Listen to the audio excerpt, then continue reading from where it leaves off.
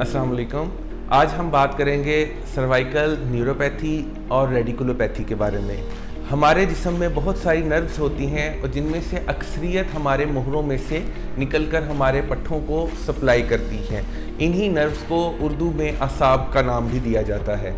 आम तौर पर गर्दन के मोहरों के किसी भी मसले की वजह से इन असाब या नर्व्स के ऊपर दबाव आ सकता है, जिसकी वजह से उस नर्व से सप्लाई शुदा तमाम एरिया जिसमें बाजू या हाथ का हिस्सा शामिल हो सकता है, उसमें दर्द, सनसनाहट या सुइयां चुभने की कैफियत पैदा हो सकती है। इस कंडीशन को सर्वाइकल न्यूरोपैथी और सर्वाइकल रेडिकुलोपैथी कहते हैं।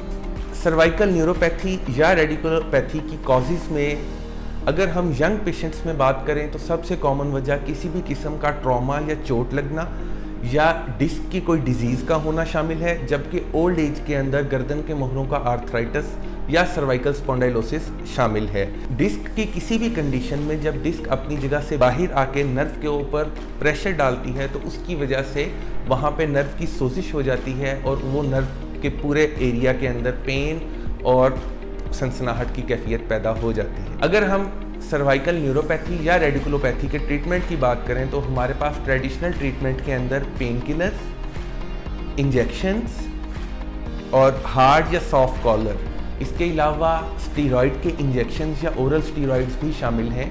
शदीद दर्द की सूरत में बाज़ औक़ात डॉक्टर्स को नारकोटिक्स भी एडवाइस करना पड़ती हैं, जिनके अंदर एडिक्शन जैसा एक सीरियस साइड इफ़ेक्ट शामिल है। Here at Venus pain laser therapy हम लोग सर्वाइकल रेडिकुलोपैथी या न्यूरोपैथी के ट्रीटमेंट के लिए MLS M8 लेज़र इस्तेमाल कर रहे हैं।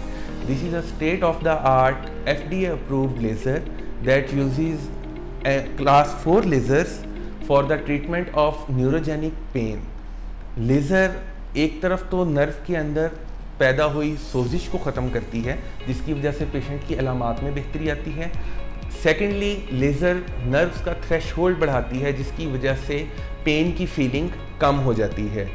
It is very effective and very efficient और most of all it has no side effects on the patient. Every single pain killer has a side effect on the stomach of the patient, जिससे आपका stomach disturb और acidity जैसे मसाइल पेश आते हैं। और अगर ज़्यादा लॉन्ग टर्म में पेन किलर्स का इस्तेमाल किया जाए तो उससे पेशेंट के गुर्दे भी मुतासिर हो सकते हैं।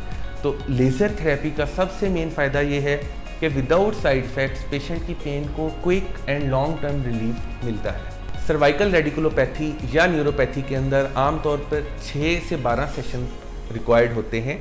एक हफ्ते में आलमोस्ट 3 सेशंस होते हैं, यानी अल्टरनेट डेज़ के ऊपर। Each session is around 30 to 40 minutes और पेशेंट को results from second to third session नज़र आने शुरू हो जाते हैं और उसके बाद हर सेशन के साथ फर्दर इम्प्रूवमेंट आती जाती है।